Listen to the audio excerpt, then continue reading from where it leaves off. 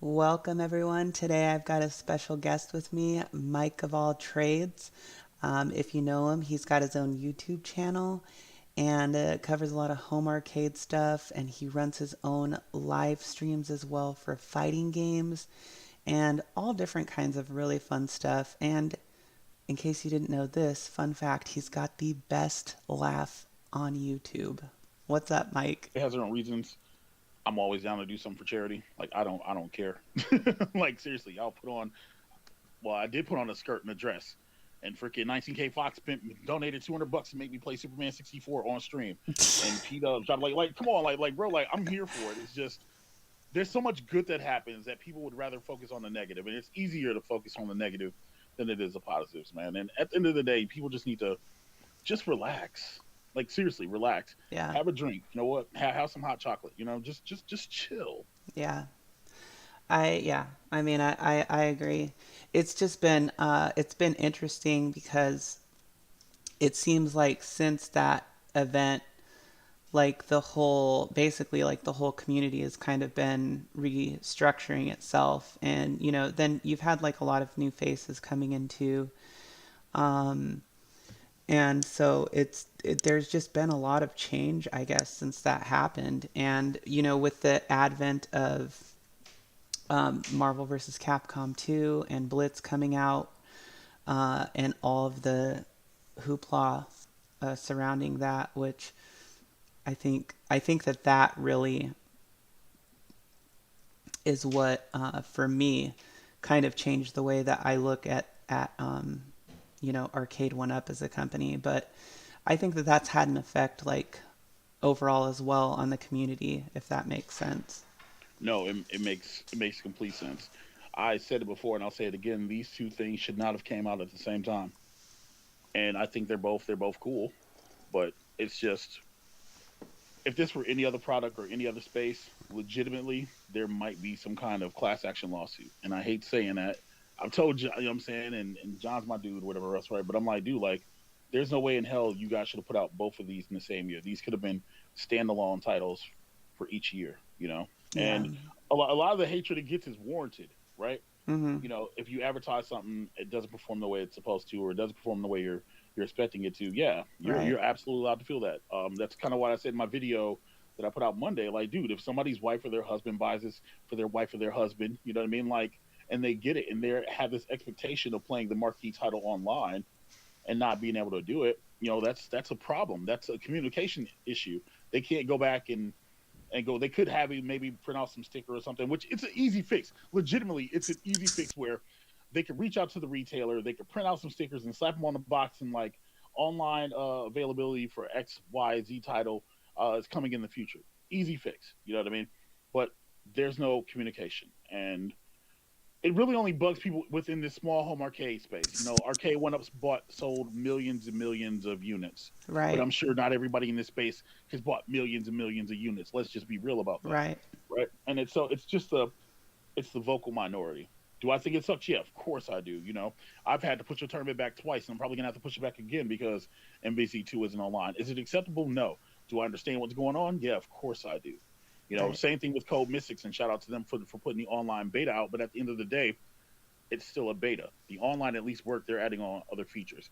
You can't say the same thing about Blitz and MVC2. So Right.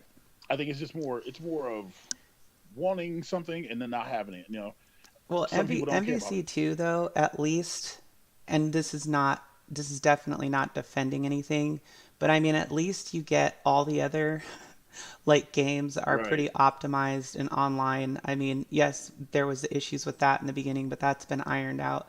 But I mean, at least you get that. Like, and they look brilliant, like they look really good, they play well, and they have online. But I mean, of course, the marquee title, which everybody was expecting to be getting and to be able to play online, is the one that has been under scrutiny since it was released, and rightfully so. I mean, it still is just not up to par at all. But, so that one, I think, like they said, okay, we're releasing this with online play. Does it have online play? Yes, it has online play. But does Marvel vs. Capcom 2 play online? No. I feel like Right. they can get away with that one. But Blitz was like, um, just that was bad. I mean, the Yeah, fact that it came out, it was buggy. Even if and when I say buggy, it doesn't mean that it's unplayable. It just means that it was buggy, you know. right. And and I think that that was a disappointment for a lot of people. And from even a content creator standpoint, it's like that's messed up. Like that's it's messed up, and like it was messed up initially that they didn't address it. But Oh, absolutely. I um, was I was always curious about how they were going to get it run on a single board computer, considering how hard it is to emulate in the first place. If you run it on a right. PC, you still need a decent graphics card to actually like emulate it. So the fact that they even have that running on a single board is astonishing to me. You know what I Mm-hmm. mean? Like just for them to be able to do it, and it does perform a little better since the updates come out, and that's why I haven't rushed out the review yet. But yeah, like the fact that that's running, it's amazing. So, and again, this isn't me like sucking off arcade one over another. And I'm just a realist. You know what I mean? Yeah. Y'all tell me how many of y'all can go and fire up a Raspberry Pi 3 or a Pi 4 and then run an NFL Blitz. If Right. you can, shoot me a script. Let me know, because gosh darn it, I'll do it. But yeah, man, like it's it is what it is. Again, there's no defense. It's just say something's coming out. And I know they're rushing NFL Blitz because it's the NFL. And that's their property, and the Shield needs some kind of other positive news besides what's been going on. So I get it. MVC2, is it a big loss? Eventually, it'll come online. It'll be months probably. No big deal. But like you stated, all the other games are online. I streamed a bunch of them last night on I Got Next on the Mo Plays channel. Shameless plug. Um, and but we know what happens when the community's playing these games and we're doing this. We're not talking about MVC2 online. Right. See, as far as like the RGC goes, we've accepted that it's eventually going to come. Mm-hmm. So let's play what we got now. Yeah. Again, vocal minority who don't even touch these cabinets are people like complaining. But again, as a consumer, rightfully so, you should be able to voice your opinions on it. But Right. Right. it's for transparency. And I agree, but I mean, I'm always going to have way more respect for people who are sharing their opinions and have experience, you know? And when I Right, say have experience, I mean just because you played it in the arcades in, back in 1999 or 2000 or whatever, it doesn't mean a damn thing to me. I'm talking about right now. What's your experience right now? How many other platforms have you played it on? How many other platforms with online have you played it on? And right. if have you even touched the arcade cabinet? Because that's another thing I see with like the gatekeeping within the community is you have all these people who are like, you know, they're they're throwing their opinions around and stuff like that, and they haven't even freaking touched these things. Right. And I'm like, how can I respect what you're saying? Like, you can present factual information, and I'll be like, okay, that's a fact. But how can I respect anything that you're saying when it comes to your observations about the performance or the actual playability of these products? You know what I mean? Yeah, and that's the thing. Like you just said, it's have when's the last time you go in an arcade and you played them? When you hear people complain about the sticks or the buttons, I sit and think to myself, I'm like, well, when's the last time any of y'all actually been in arcade? Outside of Yeah. the trip for the arcade thing with the content creators and whatever else that happened in October, one of the barcades we went to, like Mm-hmm. a lot of the machines were janked up. Killer Instinct 2 was janked up. Tekken Tag was janked up. You know what I'm saying? But to me, it's not a big deal because that's how we grew up. Like any arcade I ever went to, you always had crappy buttons in the freaking thing because they were always getting replaced because people were Right. leaving drinks on them, Yeah. et cetera, et cetera. And like, so when people Especially the complain about the popular machines. yeah, exactly. Like all your Street Fighters, your Mortal Kombat's, yeah, dude, they always had buttons that were worn out and whatever else, and they always felt cheap because they were throwing in cheap replacements. Yeah. And owners will flat out they've automatically just admitted like, yeah, dude, we do that. There's rare instances where you got places like Galloping Ghost that'll go in there, replace the buttons and put higher and stuff in there. You know what I mean? Make sure that it's pristine. But a lot of these places, there's a place in Appleton called Funset Boulevard in my state, and literally the buttons and stuff are the buttons and sticks. The sticks are cool, but the buttons are cheap. They're flimsy. Sometimes the arcade one up button feels better than their buttons, but that's the way the vendors do it. And so when I listen to people, they're like, "Oh well, these buttons suck. These sticks suck." And I'm like, "Bro, when's the last time you've actually been to an arcade that hasn't had like an HD remake or whatever? Remake or whatever? Okay, It's okay. crazy." But we have to clear this up though. Anything before like the Killer Instinct generation, the joysticks are just straight trash, Right, right? right. Literally, I played freaking Dig Dug and freaking Pac Man and stuff on like a 60 in one, and then there was like an actual like Pac Man machine next to it, and the sticks felt so bad. You know Yeah. what I mean? And I'm just kind of like, is this your king? Is this who y'all are talking about? But And that's why, and oh, that's why I'm go just ahead. like, Go that's ahead. what I'm saying. Like, that's why I'm like, yo, when's the last time you actually stepped in an arcade?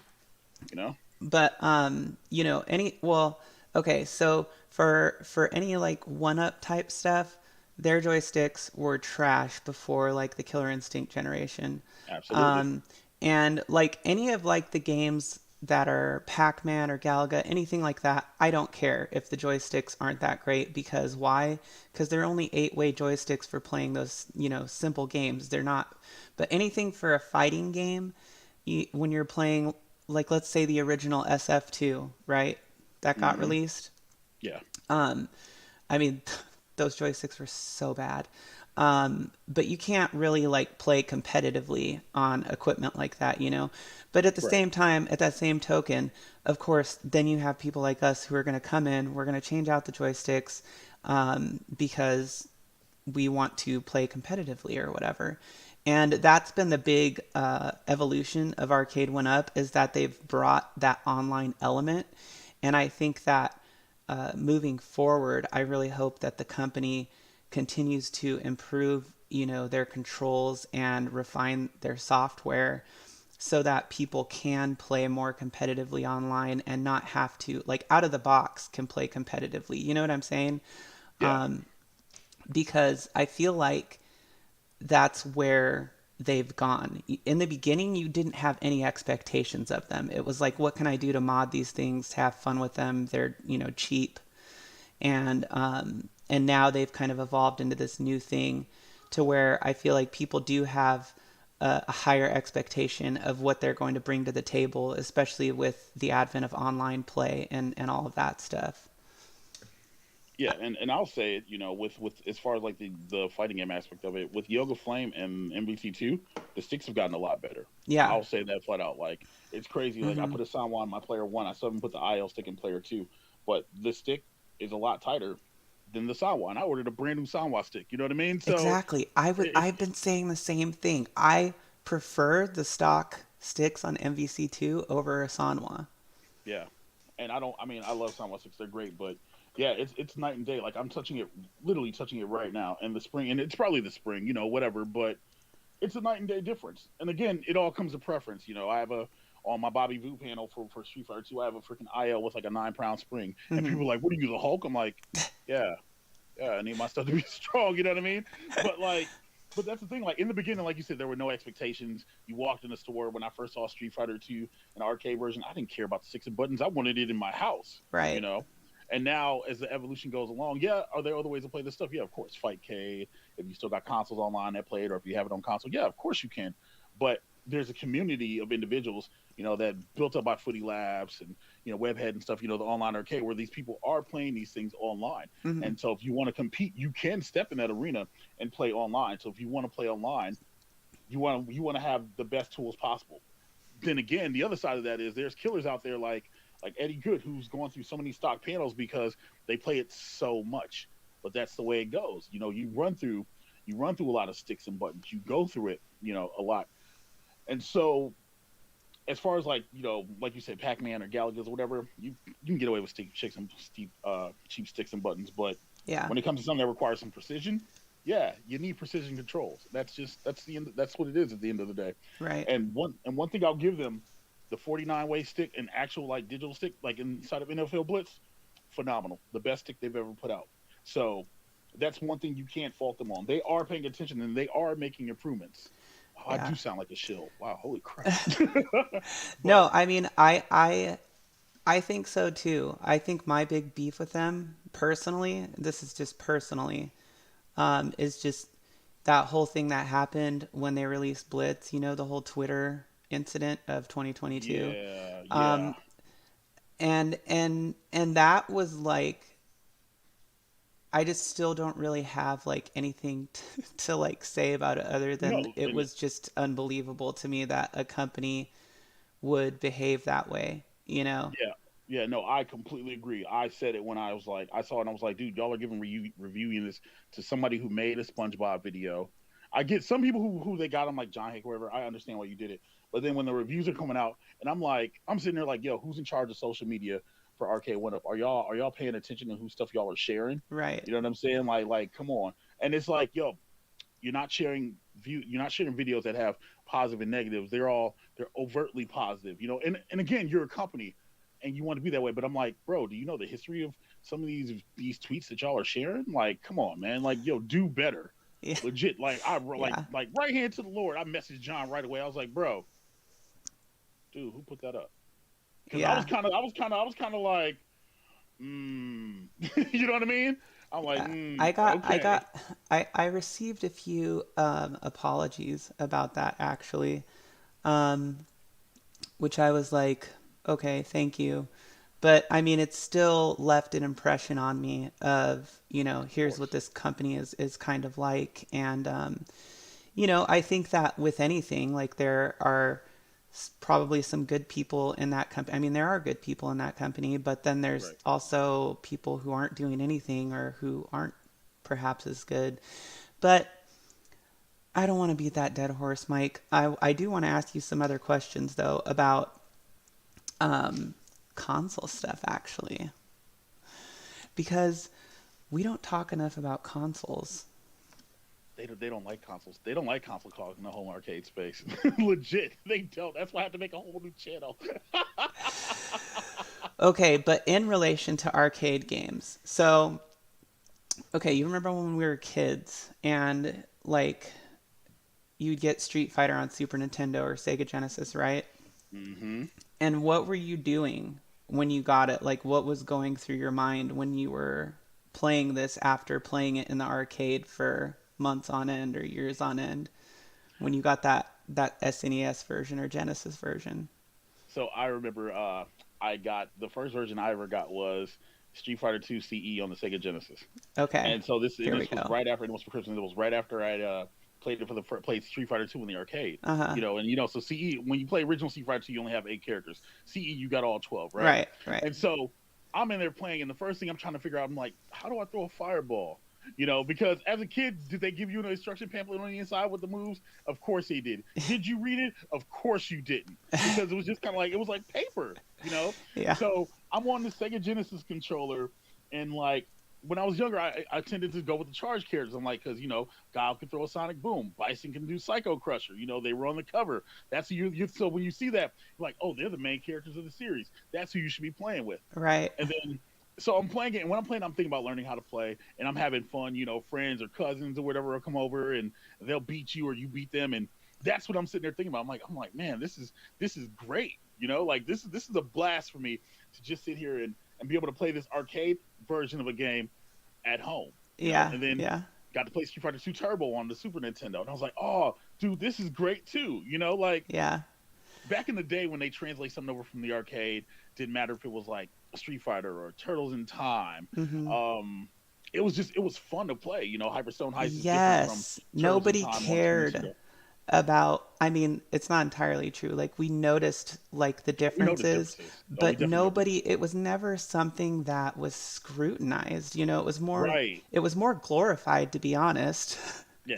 Like yo, Um, I get crap all the time. I'm like, my hot take is like, Hyperstone Heist is better than Turtles in Time on the Super Nintendo. At me, I don't care because it's essentially the same game, but you get different bosses and whatever else. Like, and I'm and just like, more man, levels, you don't. right? Yeah, you get more levels to it, Yeah. and it's just console gaming when it transitions from arcade games is just it's amazing, Yeah. especially if you get the right game, something that you love to play. That's what makes a difference. Yeah. I remember so cuz I had a Genesis. My parents were divorced, so I had a Genesis at my dad's house. And then at my mom's house, I had eventually a Super Nintendo. And I also had a TurboGrafx 16, which somebody gave to me, like one of my friends, because they didn't like it. And so I had a TurboGrafx 16 with a handful of games, and eventually I got like a bunch more from like a game trading shop, and then I sold it in a yard sale, which I just regret doing that so bad. But um, well, anyways, so I got the CE version of Street Fighter 2 on Genesis, and I already had, I think, what was it? I had the original on Super Nintendo, so just Street Fighter 2, right? Yeah. And then I got CE Special on Genesis. And I was like, oh, this is so cool, you know? And by the way, that had turbo built into it as well, right? Yep. It Okay. did. It did. See, you Yeah. did have turbo. Yeah. And so I remember the intro, and I remember getting it and popping it in and going, wait a minute, what's going on here? Because, you know, it's two white dudes fighting each other. Yeah. Yeah. And I Yeah. was Yeah. like, it, even as a kid, I put it together in my mind. I'm like, oh, I see. I see why they would have changed this. Because, and I thought about that too. Um, when I saw the intro at the arcade, I'm like, damn, that's kind of fucked up. Yeah. The way that it's portrayed, you know, it's like this white dude with blonde hair and blue eyes. Mm-hmm. And I'm like, Yeah. what were they thinking over there in Tokyo?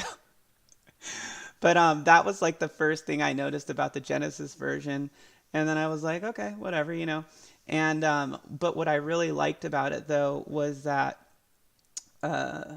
the Genesis version, because you know it uses, I think it used the same processor as the arcade version or a similar processor. What I remember is that it felt more precise. Like to Yeah. play that one versus the Super Nintendo version, I don't know what it was. The Super Nintendo version felt softer, but graphically it probably looked better. But the Mm-hmm. Sega Genesis version played like the arcade version. That was like the thing that I really cherished about it was it felt, Exactly. yeah, it felt really good to play that version. Yeah, and a lot of Street Fighters were like that with Super Nintendo. You know, I don't think they really actually got it right until Super Street Fighter 2 came out on Super Nintendo Hmm. because like you said, like you didn't feel it. It was just kind of it doesn't matter the CRT you played on or wherever. It was a little bit of delay. And I can say this because I literally just played Super Street Fighter 2 Turbo with my kid last week on a CRT in my living room, so I can say this. But Nice. yeah, the Genesis version is absolutely. Oh yeah, no, I still got it, baby. Like feels completely different. Like the Genesis version, it felt good. My sisters had a Super Nintendo, I had a Genesis, and then I played it on their Genesis on their Super Nintendo. And I was just kind of like, it's kind of like playing Mortal Kombat One on Super Nintendo when you just kind of turn your head and you're like, yeah, this definitely isn't the same, you Right. know. And so yeah, no, the Genesis version was just it was great. Like they literally had to make a 6 button controller for that game, and Yeah. you especially if you got the 6 button, you didn't have to swap between start between punch and kick. Yeah, you were golden. You Yeah, that's absolutely that's golden. what I loved about the Genesis controller too was playing it on there was you didn't have the LR, you know, like the Super Nintendo. I really did like that, and so it's always different. Like if I go back to play it now, for example, what is it? The Genesis Mini, doesn't that Yeah. have Super Street Fighter 2 on it? Um, Does it? Genesis Mini. I don't know if it does. My modded one does. Oh my gosh, I don't know I if it have to look. does. Now I'm Wait, curious. did you get the Mini too? I have the Mini one. I didn't get the Mini two. I have the Mini one. I didn't want to buy the Mini two because it was like I got the original Mini and I did nefarious things to it, and it was pretty much like having a Genesis anyway. So, like, do I need that Genesis two look because I have that Genesis two as an actual console? So it's just kind of like, well, I don't really need to do all that. But a lot Yeah, of people yeah. went and jumped out and bought the Mini two.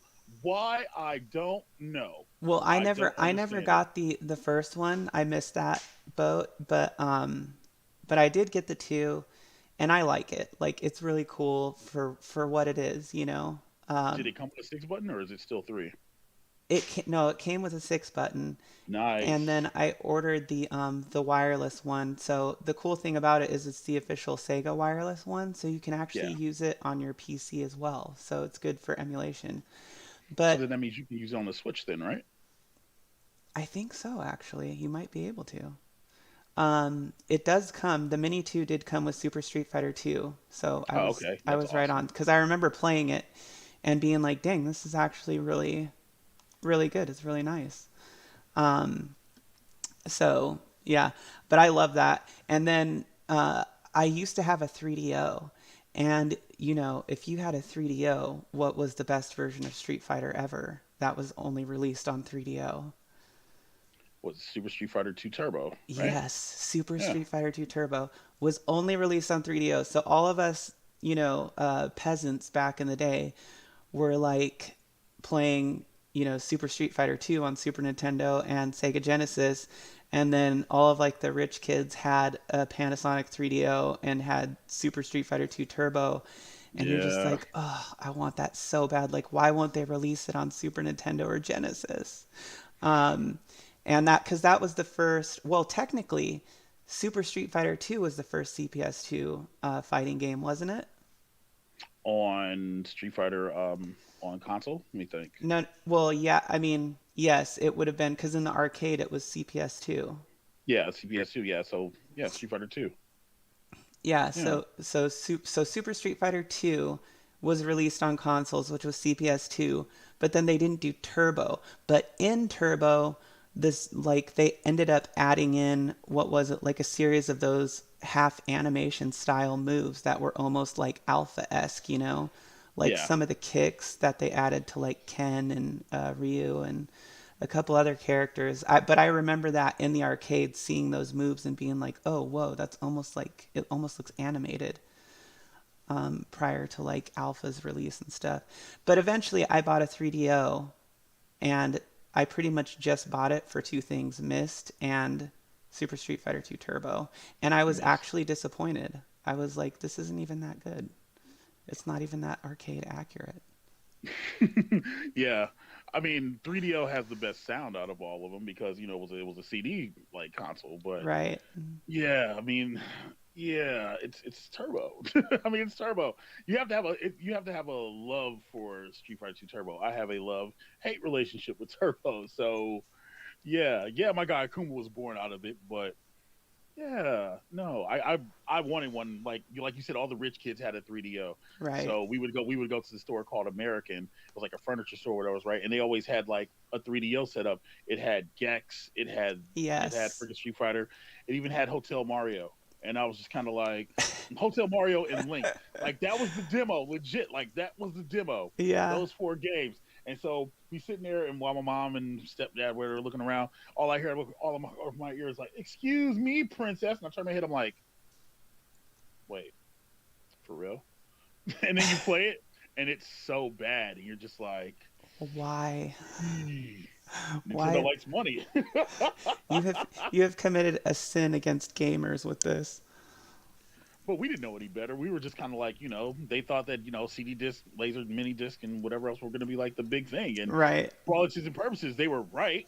Mm. It's just your platform was kind of trash, or whoever developer was just kind of bad at it. But Well, what's interesting too is like, did they actually, was that like their kind of them putting their foot in the door with that whole CD media thing? Because then remember they had originally like Nintendo was going to do the add-on CD yeah, system yeah, for PlayStation, right? the Nintendo PlayStation, yeah, Right. and that was supposed to be the wave, and then Nintendo was just like, yeah, no, we're not paying for this. Right. They're like, yeah, no, we're not paying with this, and then Sony's like, oh, okay, well then we already developed this. Let's see what we can do with it. Top 10 decisions that Nintendo probably regrets making because had they just paid Sony for it, there would be no PlayStation right now. Legit, it would just be probably Nintendo and then probably freaking Microsoft. And we don't know what Sony would be doing. Yeah, it's crazy to think about how much that would have changed the gaming industry. Yeah, it's wild. It's literally wild. Just to watch something that was supposed to be one thing and then have it transform to something else like a butterfly, dude, that's great. Yeah. Absolutely great. Yeah. I mean, yeah. And Sony was just, even now, when I really, because when I was younger, I used to think that Nintendo 64 was technically better than PlayStation when it came to graphics. And when I look at some of the games, like comparatively, like Nintendo 64 had the pixel smoothing, but if you look at the actual polygons and everything that are on the PlayStation version of a lot of games, they just look tighter. Everything Yeah. looks better. I don't want to sit here and like nerd out and explain it for hours, but I mean, I think you know what I mean. I think the only benefit of the Nintendo 64 that everybody always argued about was no loading time. But with the PlayStation, you got FMVs, you got all the super tight pixels, and it just was very clean. The PlayStation was always a very clean looking system. The only thing about it that it was majorly lacking in was for like 2D games, basically. And we all know where we went for 2D games at that time, Yeah, yeah. the Saturn.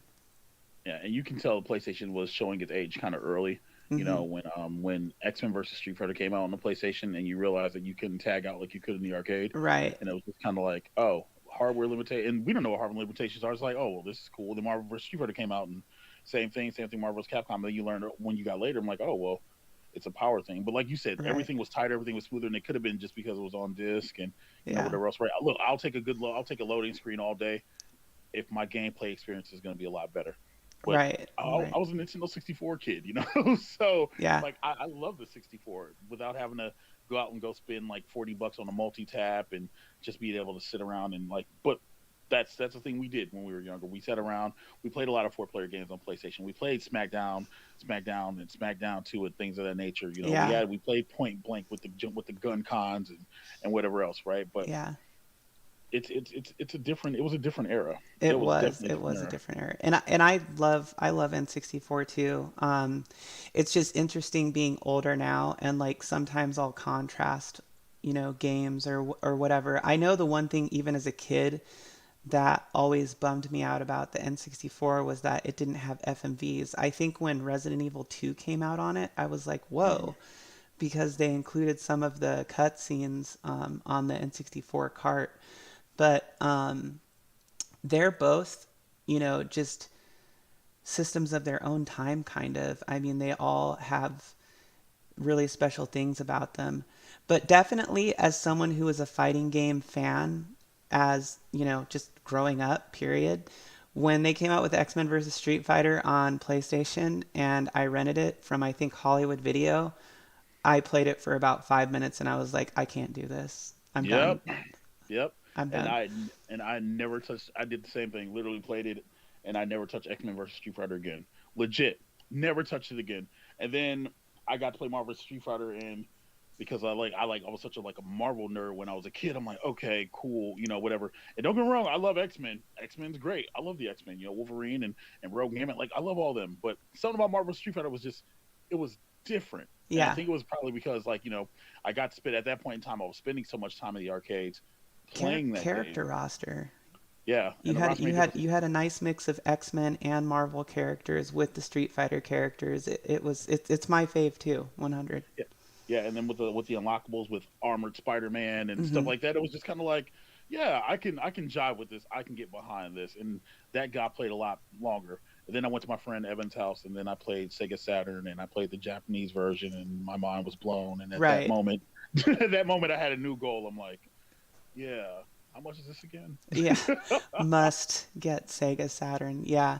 I mean, and I that was me too. As soon as I found out, because I think it was in magazines too, like Game Pro or Game Informer, I Yeah, remember reading an article about it and seeing that they had like a RAM cart and that there was no, loading time and you could tag characters and there was no missing animation frames. And I was like, Sony, how could you do this to me?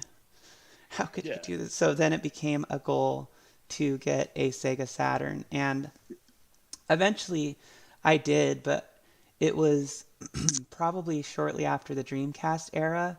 However, they never released Marvel Superheroes versus Street Fighter or X Men versus Street Fighter on the Dreamcast. So it was still really cool to be able to have that on the Sega Saturn when I eventually got it. But of course, Dreamcast was just this perfected little box of magic. And they yeah. did release, all the SF3s and a couple other versus titles on it. So it was pretty magical. Yeah, Dreamcast is literally the perfect arcade fighting game Mm-hmm. experience. Mm-hmm. Seriously, like if you have a Dreamcast and you still have that fight stick, you are you are golden. Yeah. Seriously, you are absolutely golden. Dreamcast is that underrated system where everybody's like, oh well, what's the one system you could just not live without? For me, it's the Dreamcast, and Dreamcast. it's only because it's so diverse. Only because there's so many different types of games. I mean, I can do without Sonic Shuffle. All right, I'm cool without that.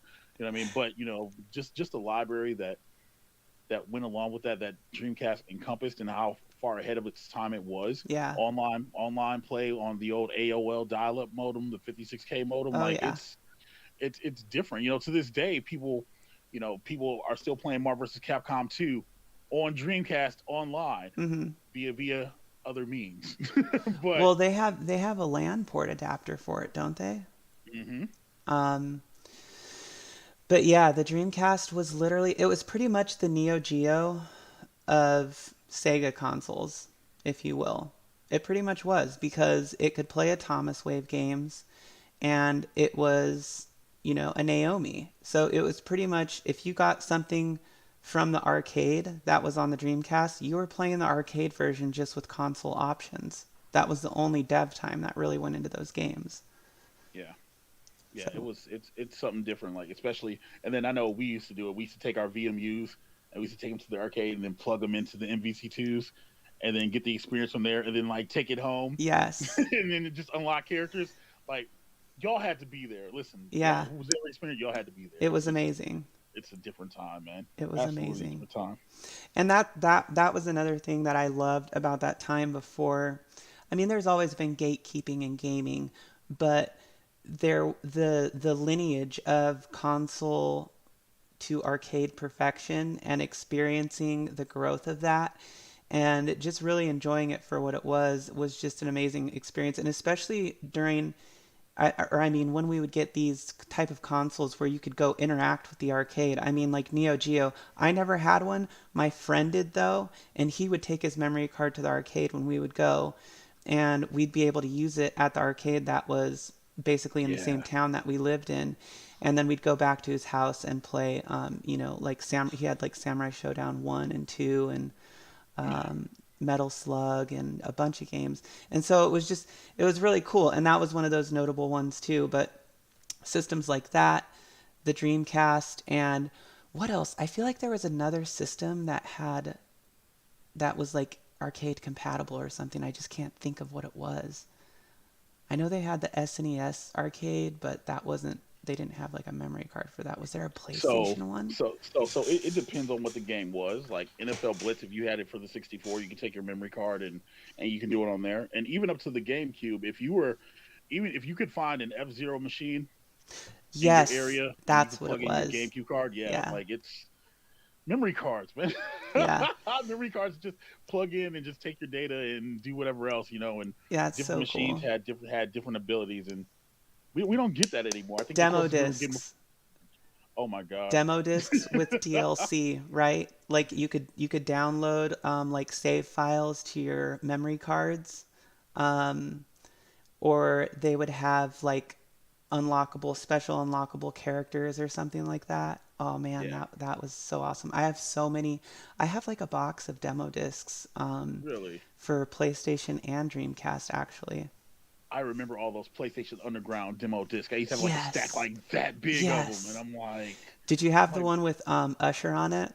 yes, Oh my god. That yeah. that was the best. I thought I was so cool every time I unlocked that video and watch it, and I was like, "Damn, Usher." I know, right? But it's crazy the thing where it came from. Like I think I still have the Sega Smash packs in the living room and stuff too. It's just like it's crazy, like the stuff that you take for granted now that we got to experience. Like it's just like, oh well, I can just update a game and get this patched in.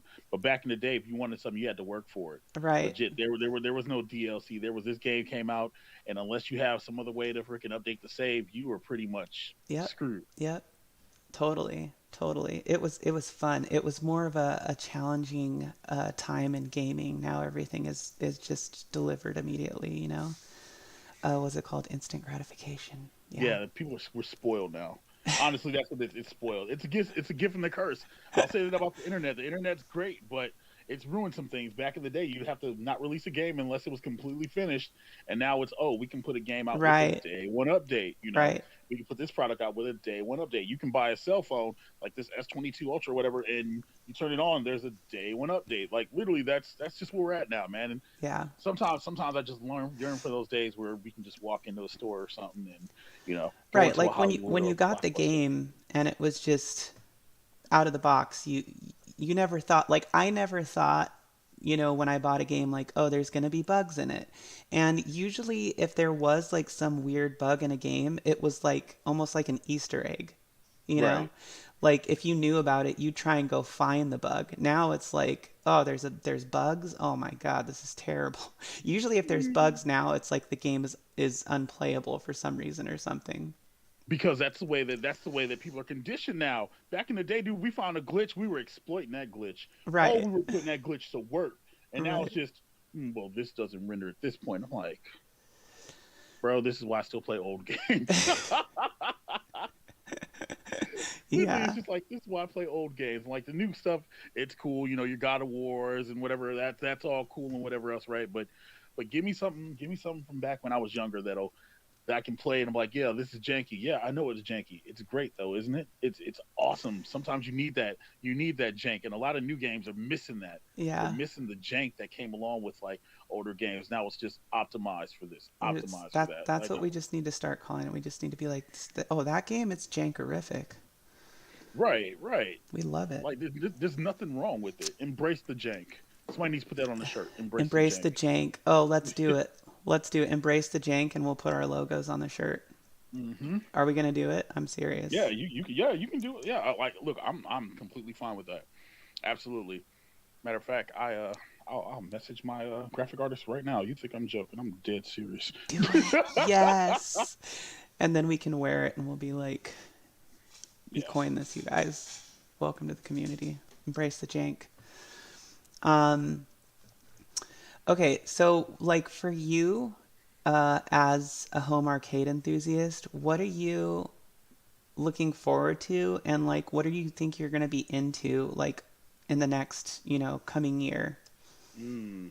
See that's a loaded question because there's a want and then there's a realistic expectations, right? Mhm. So I said to myself, I was like, I'm not buying any more machines unless it's like a DDR, a Guitar Hero, or like a Time Crisis thing, right? Mhm. We know Arcade when I was putting out Time Crisis. It's Banana whatever. crisis. Yeah, we can. I'm not gonna give it too much slack. I'm not gonna give it too much crap. After sitting back and thinking about it, I'm like, all right, well, they use a big blue shell, fine, whatever. One player, fine, whatever. It's Time Crisis One. They're not putting Time Crisis Two in it. That would be silly, right? But it has two guns, so I imagine there's gonna be some other stuff on it like Point Blank or whatever else, whatever the FCC freaking leak thing was, right? Right. FCC thing was, right? All right, fine, cool, whatever. But it's like eventually you start running out of room, and it's, well, what do Right. you have room Mhm. for? You know, are you putting out a Daytona USA? Are you putting out a good racing cabinet? Like I think that's one of the only things I'm really like missing. And Right. this is gonna sound really funny, but I'm still holding out hope for the At Games Racer. Oh, really? Because then I can just get another Optiplex and put a good graphics card in it, and then hook it up via OTG, and then just do it that way. So for me, that's kind of what I want. Like I just want a good racing cab. Yeah. Let's be real. If they do another Street Fighter, it's gonna be Alpha probably. It's not gonna be Third Strike. I think those kind of things are down the road or whatever for as far as arcade one up goes. Right. Um, I don't know. I want something unique. I Yeah. saw UAG put a video up about WrestleFest, and I was like, yeah, WrestleFest would be kind of cool, I guess, to play online. But then you'd get a stripped down version without certain people in it, and Mhm. since they've already done that with Blitz Legends, it'd be something else. Honestly, and this is just me. I kind of want to see what iArcade does. I want to see for the tag that they're charging, are they going to get the titles to go behind it? Yeah. You know, the boxing game from Vanilla, whatever else. Which, by the way, yo, that Discord server is perverted AF. Really? Legit. That Discord. Oh my gosh. So I got it at mention, and literally, it's like, I kid you not.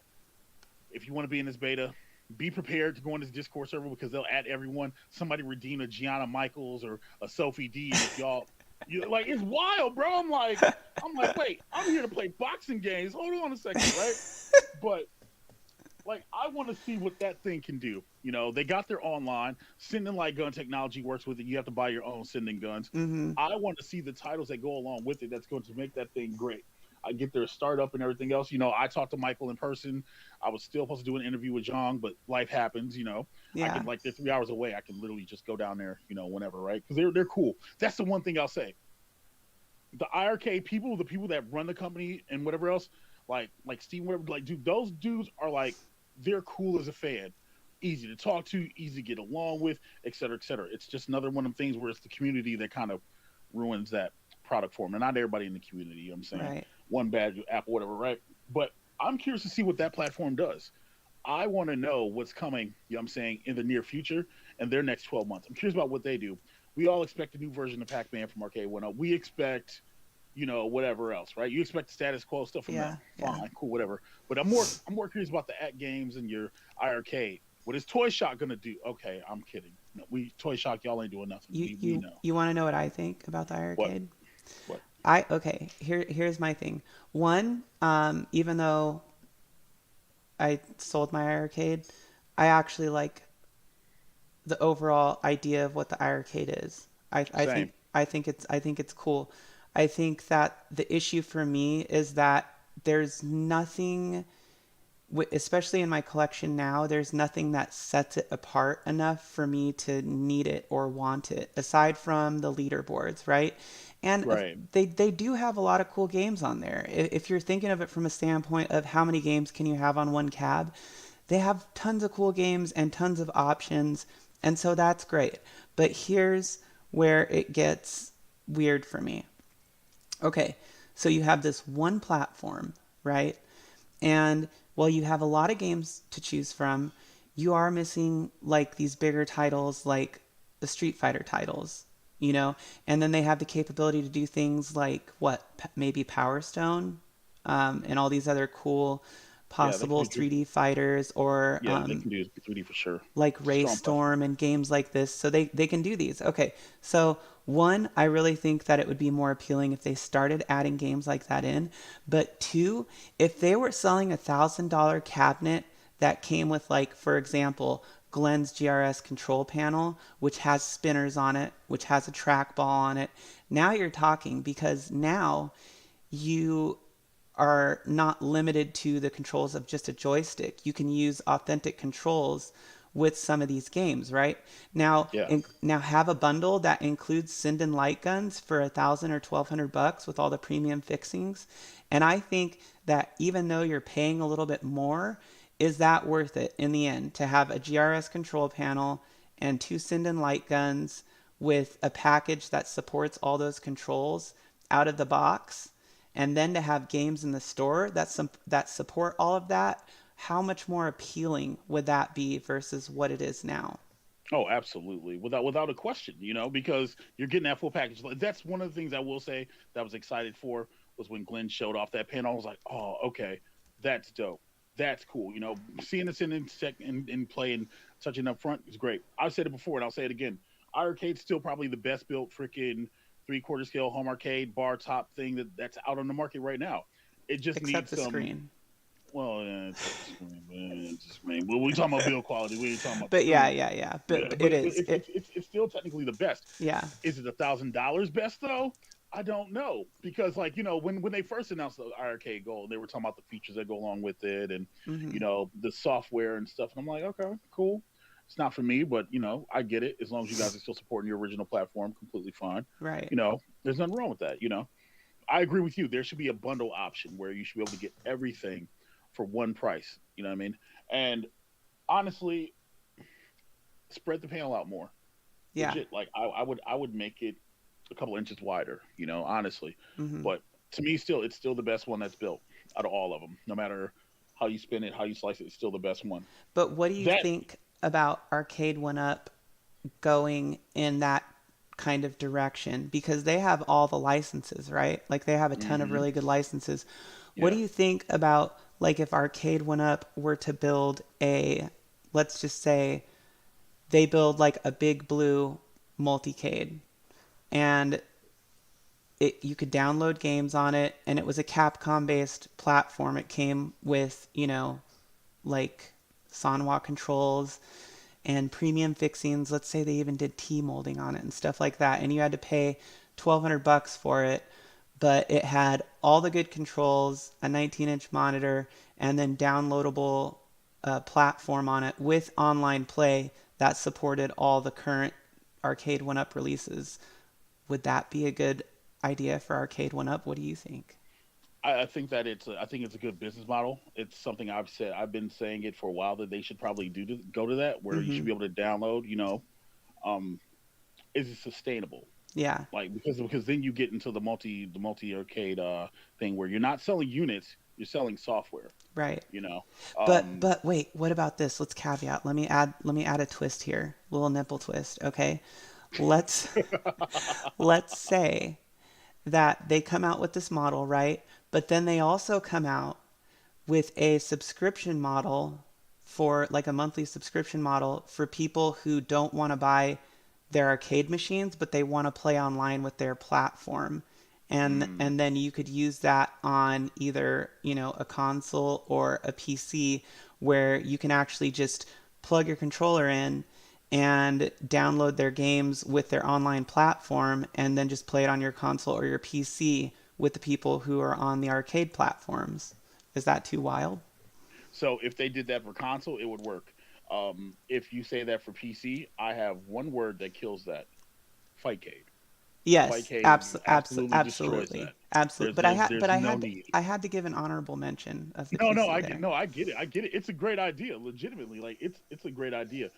That's a missed opportunity that they had with the Couchcade. I genuinely thought when they announced Couchcade, I was like, oh well, they're gonna put a little box out, and they could have just had something where it downloads. And I like the subscription idea. If you don't want to invest in it right away, maybe $5 a month, and you get access to be able to play online. Hmm. I think that's a great solution for your fighters, your well, not Mortal Kombat because apparently the lobby system's still busted, but for your Capcom games and your Killer Instinct, I think if you pay like $5 or $10 a month, and Right. just get access to be able to to play it via a cloud or something like that, Uh, I think that's a good idea.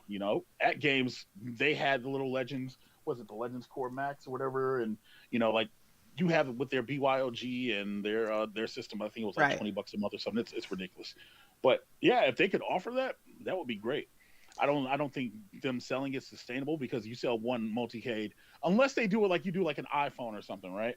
Where you buy that model of a multicade and then you get so many titles that you can choose from to download to that particular version. Yeah. And then let's say they update the firmware once or twice, and then it's pretty much a dud, and then you move on to the next one. Well, that's why And I'm they, saying they wouldn't release. So I guess I didn't make that clear. But yeah, if they had a multicade platform, they would only have like one or two systems that they would support of that right. model, Well, that so would be cool. that way it's not like they don't need to re-release multicade platforms. They just need to make one or two good ones.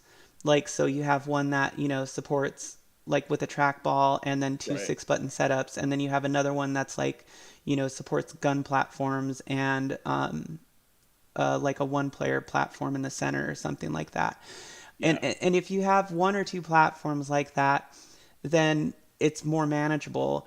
But you also have options for people who don't want to keep buying, the individual arcades. And then if they had, like we were talking about, like a little box console that you could pay for and just buy the games on, and then just pay for a subscription or something, then you'd have a lot more interaction in the lobbies. You'd have a lot more support with the online play, and it also wouldn't be as heavily dependent on them selling arcade units. I feel like they could focus more on refining things.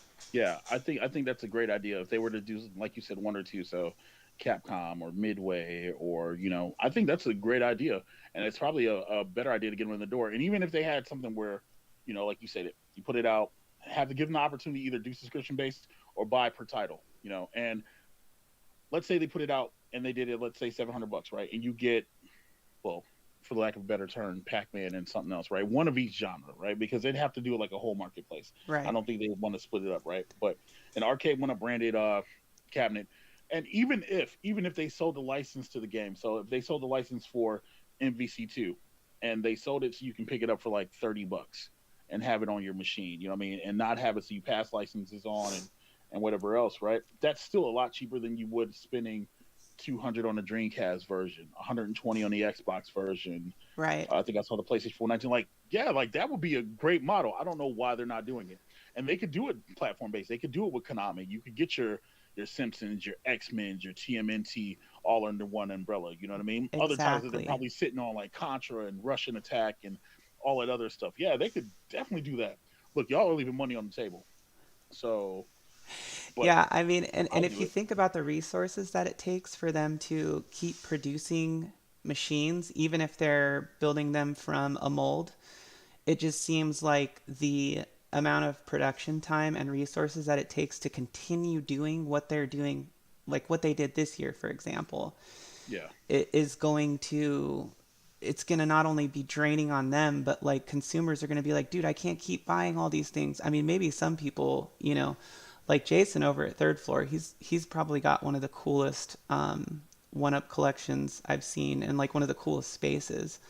yeah, um absolutely. but I mean, like, to be able to keep buying these things and stacking them in, like everybody at some point's like, well, I'm kind of running out of space. Like, which one's Right. going to get sacrificed for, this next one?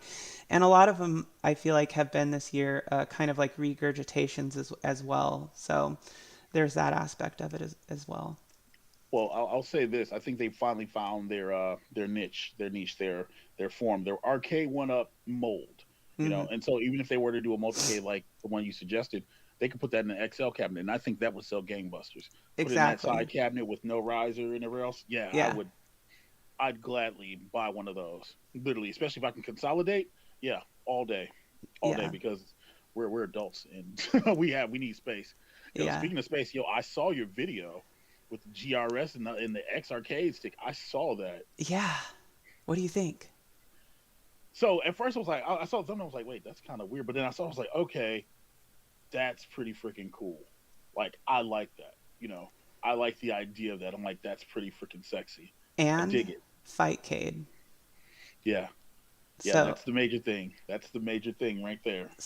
it runs MAME, Flycast Dojo, and obviously Fightcade is intrinsic to that if you want to use Fightcade, excuse me.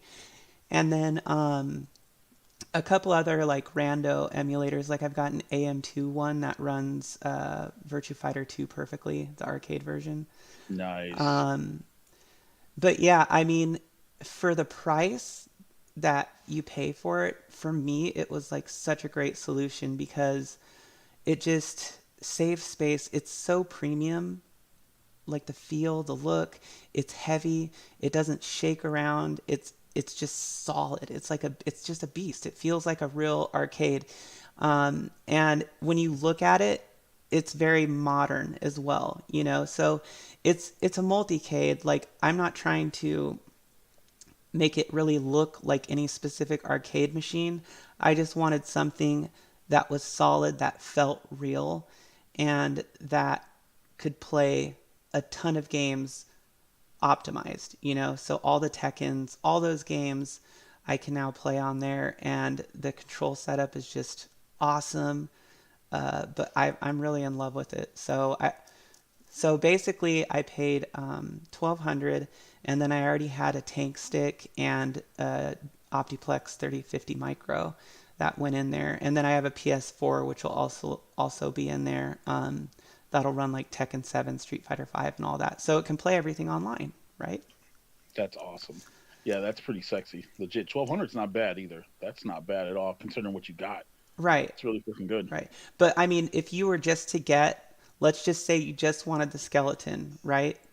And it still comes with a bezel and everything, but just to get the wood skeleton with T molding on it and the bezel, I think it was 650 with free shipping. So Oh, that's not bad at all. no, I At mean, and all. I genuinely thought about until I saw this design that I eventually ended up getting on there, because it's kind of expensive to have them do a custom graphic design. It was like 250 bucks. Oh, wow. Yeah, so that goes into the price, but which I felt like it was a little bit overpriced, but I'm like, there's no way I can pull this off. So they did a good job though. I mean, I'll give them that.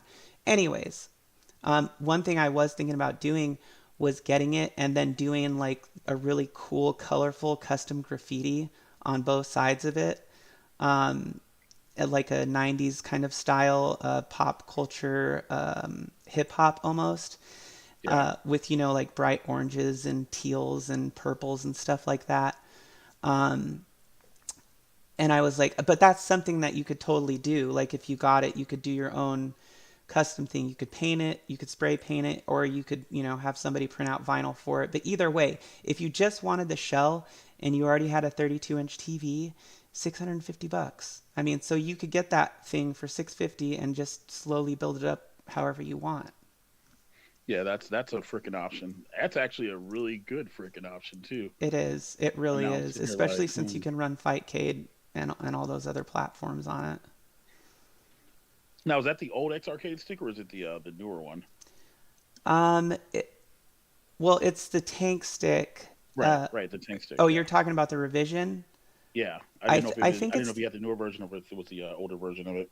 no, I think it's the newer it's not the newest, but I think it's one of the newer revisions. Because I know I got all the adapters with it, so I can plug it into, like PlayStation, um, and all those other consoles. So even Nice. Dreamcast, I can plug it into a Dreamcast. Ooh. Yeah. So it's pretty sick. But I think they're running about 250 now. When I got that one, I got it refurbished off Amazon for like one.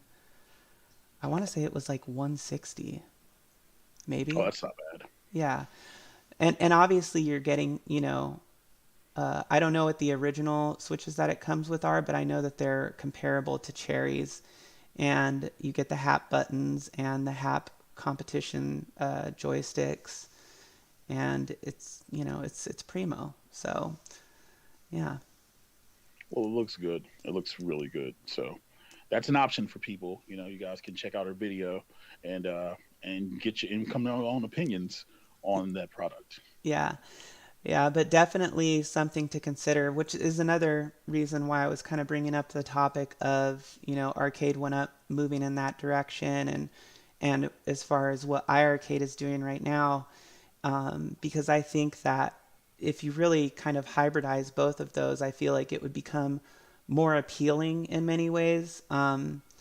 Because again, they're kind of repeating themselves. It's getting better, but we're kind of at the point now where it's like, okay, people have been collecting these for what, 3 years now. Yeah. Um, so yeah, but anyways, I cleared out some space in there, and I'm kind of sticking with the layout that I have right now. And then we'll see what happens. And I do have a Ki Pro on the way, Oh, um, nice. which I was not. I was absolutely so against doing it, and I can't believe I did it. But I thought, you know what? I feel like it's going to be important because I should bring this product out and, really do a video all about it. Like, I don't even want to call it a review video, but I really want to do a video about it and talk about it in depth so that people can see how it turned out. Right. Yeah, I Um, was I was kind of on the fence about it, and I was just kind of like, well, I really weighed the options. Like, well, do I want a Killer Instinct Pro? And then when I finally decided, I'm like, yeah, let me pull the trigger. Yeah, it's going. And I'm like, I all ordered right mine then. the day before they were gone. Not I even sat on kidding. it. I sat for like 2 weeks, and I was like, well, it'll be there the next day. It'll be fine. I'll just go order it, and it's like sold out. And I'm like, all right then. Well, there's that. Yeah. Like, well, we just got the original KI. It's fine. It's fine. But I am curious to see how it did. Like you said, how it did come out. Like to see if it's really worth it and is an anti fatigue mat, which people give crap about the anti fatigue mat. But legit, if you don't stand on your feet like all day and you don't have that comfort, like dude, like it makes a difference. Anti Yeah. fatigue mats, like seriously, I need to put one under my desk. Like no joke. Yeah, So I really want to see like what it's all about. Like I want to see if it actually does help. Um, but if you could say like, okay, let's do this. If you could sum up how this year was kind of for you as far as the whole, not just like the arcade community, but just gaming and a lot of the things that we experienced this year with arcade releases and stuff like that at home. How would you kind of sum it up for yourself? I'd say it's solid. I would say that the surprise of MVC2 was awesome. Blitz is great. Hmm.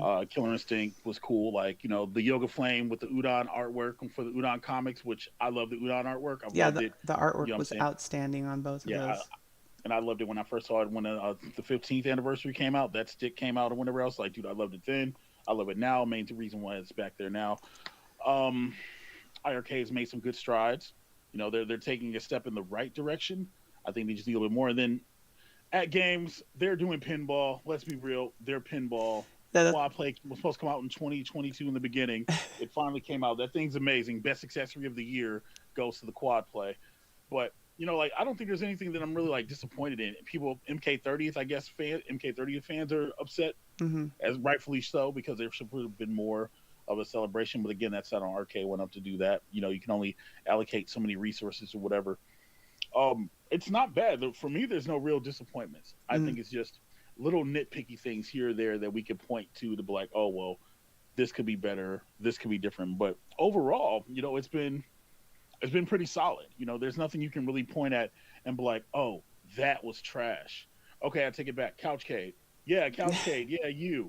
Yeah, you missed an opportunity. No golden tee got Couchcade. Like, how do you miss that?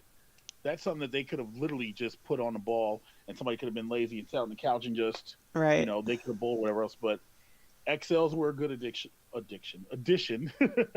They're a good addition to their ecosystem as far as arcade one up goes. Giving people more choices. Actually, pinball was great. I didn't think I was gonna like pinball. Pinball's great. Marvel is awesome. There's nothing that's really like bad. I'm genuinely sitting here thinking anything bad. And we're talking about the collector K desk crap. I don't have one, but I don't have one because I don't think I want to play 16-bit arcade games on an arcade machine for $100. Right. So, Yeah.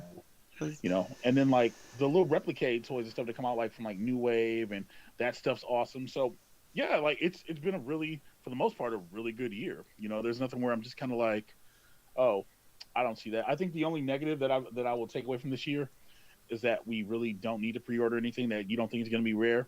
yeah. Like a lot of people who ordered NFL Blitz pretty much paid an extra $300 for a hat. So I'm sorry. I did Um, not think at all that Blitz was going to be a problem to get ever. I'm like, dude, it's just like NBA Jam. Like it's going to be literally everywhere for like, yeah. on sale. And shout out to Arcade One Up messing up with their shipping. Legit, shout out to them messing up with their shipping issues because all I had to do was pay the shipping for my NFL Blitz from a friend. Appreciate you. So shout out to them and everybody getting these. And I guess that's the other thing. Everybody getting double cabinets, double Marvel versus Capcom 2, double X, Y, and Z's. Listen. Wait, wait, wait. What? Double cabinets? Oh yeah. Oh, you're not part of the Marvel vs. Capcom 2 group, are you? Yeah. People have been getting so Arcade One Up. They've been shipping people double cabinets. And it's not just MVC2, but NFL Blitzes and whatever else. Yeah, they've been shipping double cabinets. Oh my God. Yep. Yeah, it's crazy. It's crazy. Like they're shipping out doubles, and then people are like, "Oh, well, I'll sell them for the same amount I pay for." And I'm like, you know what? I'm not even mad at that. Get your money, boo boo. Get your money. Oh my But God. So yeah, because they shipped it, so it's not like you have to return it. right, and not Wow. everybody's gonna do the honorable thing, but but yeah, man, like it's literally it's hard. It's hard. Yeah. Like, if I'm a negative Nancy, I could be like, well, this didn't come out and that will come out, and Time Crisis got shown, and Casino Cage got shown, but we don't have dates about all that stuff. And Yeah. No, no, for I mean 2020, solid. I agree. I agree. I think that overall there's been a lot of cool stuff this year, especially in the home arcade community, and that Arcade Went Up made a lot of improvements to their gear that people had been wanting and asking for a long time. Yeah, Of course, I think like the realization for me is like we're never gonna achieve perfection as far as with the way that the smaller scale arcades are, because that's just not what their purpose is. Now, granted, there's all these things happening and the company is kind of evolving and stuff, but it is what it is. I think my only disappointment was really with um, Marvel versus Capcom 2. And, that's just from the standpoint of even the single player version of the game or the offline version of the game is not optimized right now. Yeah. And that was disappointing, but I'm not trying to be negative about it because again, I mean that cabinet to me anyways is literally just like a collector's item. So Yeah. it Yeah. does I love it. it doesn't excuse any of the issues that it's having, but for me personally, it's just a collector's item and I'm happy I have it. Yeah. So it is cool, but and I also feel pretty good about the fact that I took pre-ordering that one seriously and I was like, I don't think Yeah. this is a joke. Like people, I mean, people were saying it was going to be on sale at Thanksgiving and I'm like, no, I don't think No, so. It's you Marvel can't versus even find it. yeah. You can't even find it. And so for me, yeah, I again, it's this whole Lorax thing. Speaking for the trees, I'm advocating for online for MVC2. If Mhm. MVC2 never gets online, I'm okay with that. Yeah. Literally, because I wanted Marvel's Capcom 2. I want to play MVC2 online. I have my PS3. I have my 360. Yeah, I was that guy who bought them both because I figured they were going to delist eventually, and I can play it on Fightcade. You know what I mean? Like I can play MVC2 online. That's not the issue. For me, this was a dream come true. Yeah. Seriously, this cabinet, like when I usually don't smile on camera, and I literally smiled that whole live stream, and then my live stream afterwards. Literally, I don't smile on camera because it's the exterior looking tough and whatever. But Mhm. that thing right there is it's the stuff that dreams are made of, literally. And to be able to say that I own an MVC2, and I told Nick Madsen, I was like, bro, listen, if you find one, get me one. Which I haven't forgotten, dude. We still got to go get sushi. I haven't forgotten. But yeah, man, like, that's my dream cab, like literally, and it's a dream title. So for me, it's great. I can point out its flaws, but Yeah. if your only flaw right now is Yeah. online, and I'll have a new PCB for it Monday, so we'll see if that's really the issue. But for me to be able to play Marvel's Capcom 2 in my house or have somebody else come in and play, Mhm. that's amazing to me. Yeah. It is. Yeah, it was a really it was a cool it was a cool achievement and just for I mean hardcores like us especially it was really neat to be able to get it in that format.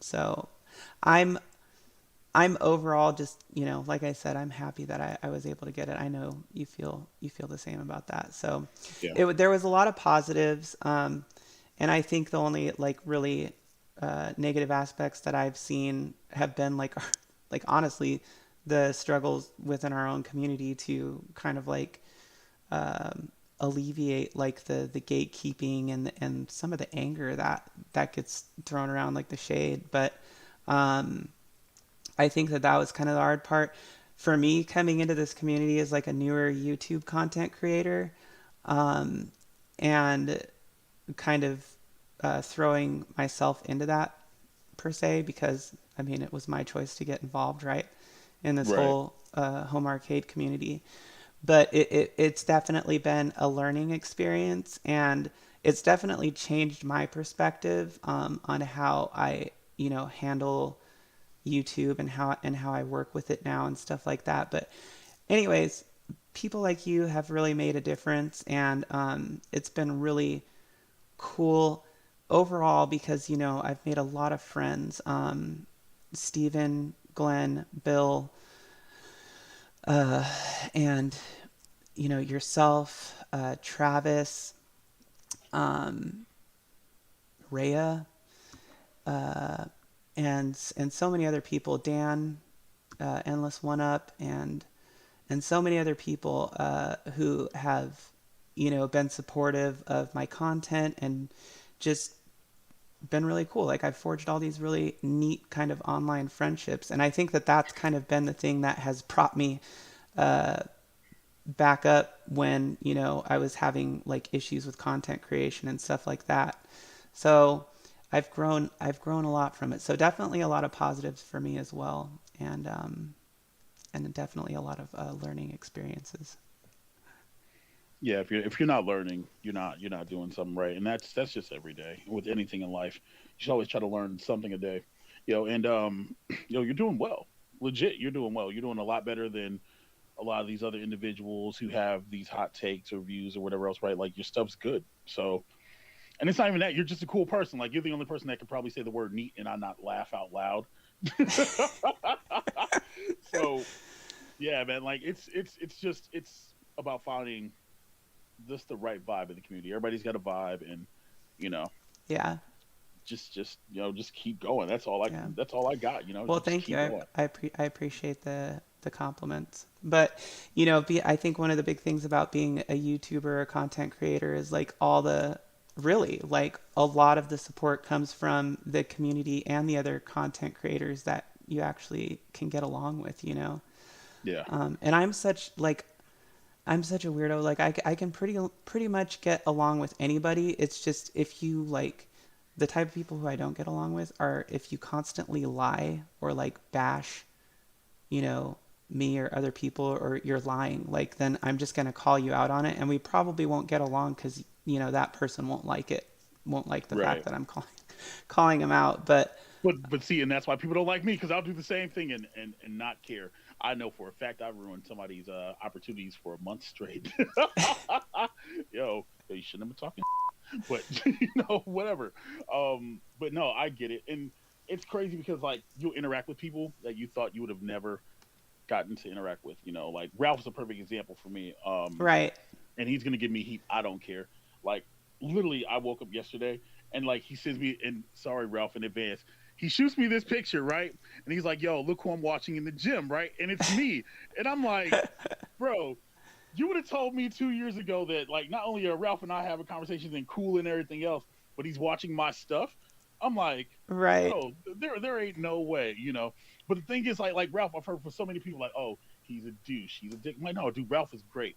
You know what I mean? Like, and it's just, and it's you have to take people at not at face value, but you have to find out for yourself. Yeah. You know, and He's I, and I he's think very that's a he's big thing very about it. passionate. Oh yeah, Ralph can definitely be an a hole sometimes, but sometimes you need an a hole in your life to keep it funky and be like, okay, well, I don't think this, I don't think that, Well, because if everything goes off he's also very supportive though. I mean, like exactly, he's been supportive of me and been helpful. And he's told me before. He's like, you're a breath of fresh air. Keep on going. And he's helped me. Well, he's given me footage for the documentary that we're working on, and so he's been very supportive. So he is supportive of like us and he'll say things to be supportive of smaller content creators as well. But I totally agree with you. Like I never would have thought either that Retro Ralph would have been like, hey, what do you need, Jade? Like, is there anything I can help you with? And right, he was super helpful with like when I got my first arcade cab, which was Donkey Kong. He was super helpful with that, and even Rexer too. Which yeah, I know I'm probably gonna get like slapped in the mouth in the comments for this one, but a Rexer can be really really helpful with a lot of that stuff too. But anyways, yeah, they both were really instrumental in me getting the Donkey Kong cab up and kind of working. So that is one of the really cool things about the community though is like the content creators. There are some of us that are able to band together and get along. But your channel, how many subscribers are you at now? I I don't know. Okay, See, that's the thing. I I'm stopped gonna looking. I'm Like gonna it's go just look. like I think it's like 3,000 or something like that. I don't know. Like I don't look at subs like because it's like because let's be real. We can keep it a buck a minute, right? Okay. There are some content creators in this space, big and small, that sit there and they bloat their numbers via bots, et cetera, et cetera. Don't say y'all don't do it. I looked at one yesterday who I thought about reaching out to and asking them to be on the show because they've been asking me to be on the show. Mm, Right? You know what I mean? mm-hmm. And sometimes if you're a channel with a couple hundred subs, but all of your videos have a couple thousand views on it, the math ain't mathing, chief. That's the best way to put it. But like I don't know, like I just enjoy my channel growing organically. Like Yeah. everybody comes in, I try to do my best to make sure I respond to every comment, whether it's positive, negative, whatever else, right? Because we're interacting, and I want that interaction. I feel like that's the best thing that we can do as content creators because if somebody's taking the time out of their day to watch your content and leave some feedback or leave a comment, whether it's positive, negative, or whatever else, right? You want to respond to that because you can always make more money, you can always make more friends. You can't make time back up. You can't bring that back. So Right. for me, that's important. And yeah, it's probably like 30. I think last time I looked, it was like 3,100 or something like that. I don't freaking know. Like I think I get a glimpse at it one You time when I you've was just in got YouTube you've got studio. 3.35. That's Well, really there you good go. though. Well, there you go. I think when I started following your channel, you had like 1 point something. But I Sounds mean, about right. I feel the same way. Like I'm not sitting there staring at my subs going like I'm not trying to get more subs. I'm just trying to focus more on like content and Right. the stuff that I'm doing that makes it fun for me. I think Yeah. the subs are like a side thing. I think now, looking at it now, I'm like, okay, cool. I'm over 1,000, and that's giving me an opportunity. Like I'm really close to being able to monetize, which is exciting. But I'm not. I'm literally like I'm doing this because it's enjoyable because of, Right. and I keep doing it. I'm not gonna lie. I keep doing it because of like the support that I get from people who actually like the channel, and B, because of content creators like yourself and all the other content creators who brought me in, Tech Buzz and Game Time and all that stuff. It's really fun, and it's just been a really neat experience to kind of become a part of this community. But you've been doing this for how long? So, man, I guess how do we phrase this? Because this channel is like my original channel Mm-hmm. back when I was wrestling, and I only made the channel to put wrestling highlights on it. So if you go back in the Wayback Machine, literally you're gonna see wrestling matches, and I have not taken them down because they are history. I guess I didn't really start making home Wait, arcade on stuff until on about. Mike of all trades? Yes, if you go back and go to the oldest video, it's wrestling stuff, legit, because that's what the channel was made for.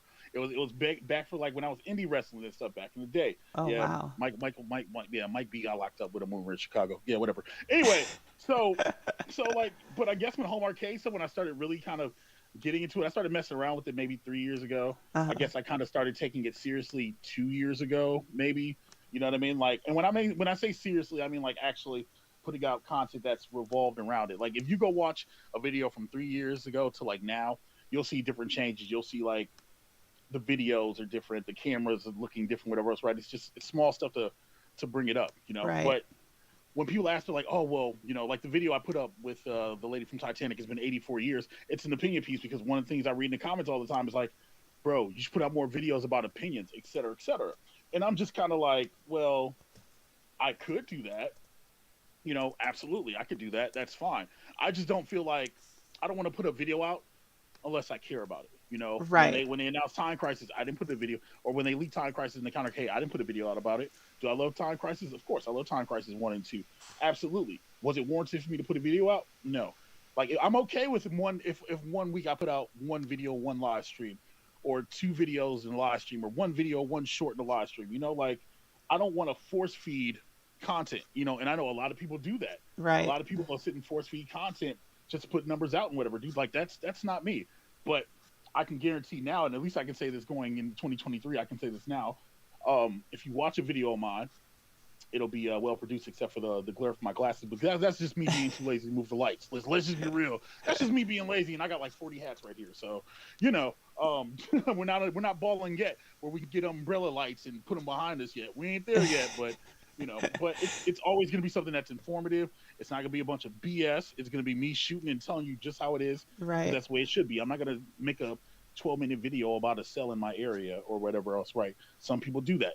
Nothing wrong with that. You're absolutely in your lane to do that. That's just it's not who I am, Right. Right. and that's why I appreciate your channel, because you only put stuff out that you care about. Your shorts are great too, BT Dubs. You know what I mean? But Oh, it's like thanks. like you put out stuff that you care about, and that's the kind of stuff I get drawn to. That kind of stuff.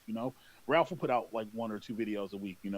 Nick will do a video maybe a week besides a live stream, and that's kind of what it is. It's like unless there's a bunch of news happening, what are we talking about? Are we all going to regurgitate the same thing over and over? Like Right.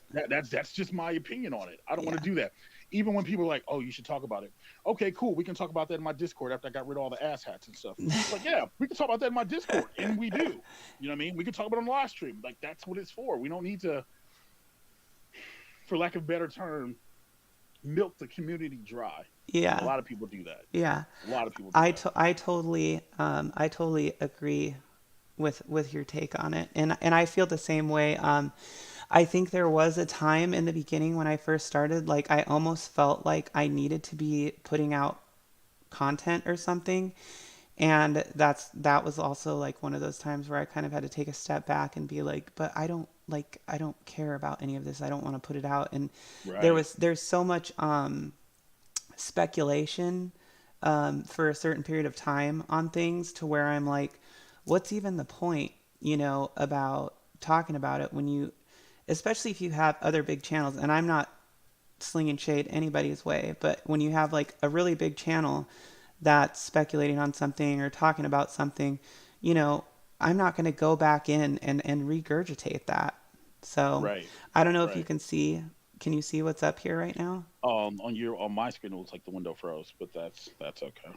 Oh, okay. Well, Yeah, it hopefully looks like it it froze didn't mine. freeze because. I don't know. But Oh, now I anyways, can. Yeah, now I can see. okay. I've got your all your old school wrestling stuff pulled Oh up from no like no no no seven. no no no no no no no! Look No. at this. Why are we doing this? This Why is are we doing this? amazing. Oh, these are like old like video game videos. These aren't like this is like old video game stuff.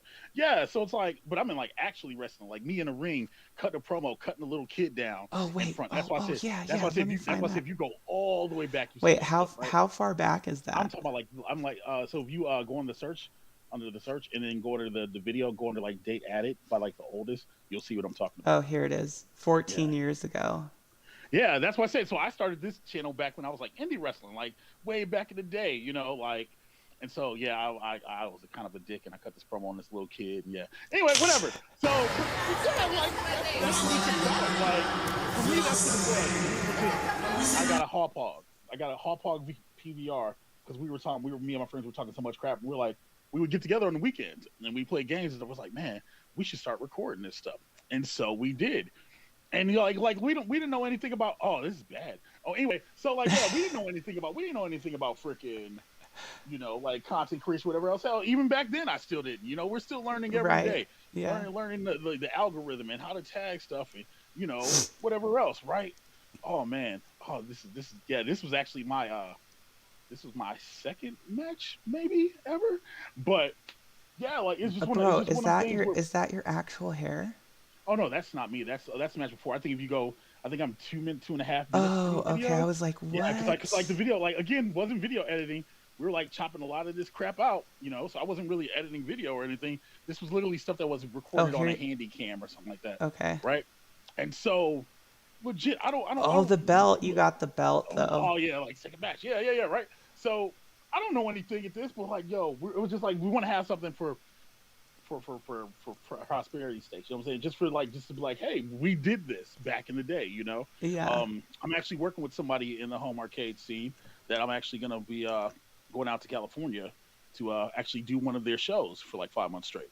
So like to commentate and stuff, because I'm not taking any bumps anymore. Bump that. We're swole for that. Right. But Yeah. yeah, so my channel started literally was this. This is what it was. And then it didn't get used, and it was just like video game stuff and didn't get used. And then I uploaded a video of me getting my Street Fighter because I was like, man, and this is why I just started watching Ralph. And I was like, man, well, let me give my thoughts about it. And so it was Street Fighter, and it was Arcade One Up. Again, no tags, nothing, because what the hell do I know? But then I just really started enjoying it. You know what I mean? Like I started enjoying just talking about arcades and stuff. And it was just kind of one of them things where it's like, well, yeah, why not? Why not share the opinion? And I think at that point, I think I was only at like 200 and something. So I genuinely appreciate any sub. I appreciate anybody who just takes the time to watch any video. But yeah, there's the embarrassing moment for Mode. If y'all want to go back and go watch that match, by all means, go That's knock yourself crazy. out. I You know what I'm had saying? I had never scrolled that far down Nobody does. on Nobody your does. stuff before. I'd gone down Nobody and does. I'd seen like wrestling stuff, but I didn't know that legitimately you used to do that. It's Yeah. funny because I used to like some of my friends like were really into wrestling back in the day, um, and we were like, you guys are so weird. But they would play all the wrestling games and stuff, and I would hang out because they like playing Tekken and Marvel vs. Capcom too. But they were all about that too, and they even used to like film their own like home wrestling videos and like smack each other over the heads with chairs and Oh, stuff. oh yeah. Please don't try that at home. It is dangerous. You know what I mean? I think when I had that match, I think I trained for like 18 months. So yeah, Yeah, dangerous. and don't do that unless you have a license, because you actually have to have a license to do that. yeah. But But back in the day, in the '90s, parents oh yeah, didn't we didn't care. You care. We just were had a jumping off the VHS. couches Yeah, and everything else. Yeah, we were wild. Again, this generation could never. This is one of those back in my day kind of things. We can never do the stuff that we're doing. But yeah, like it's wild, and it's just. But it was just like, well, I love arcades.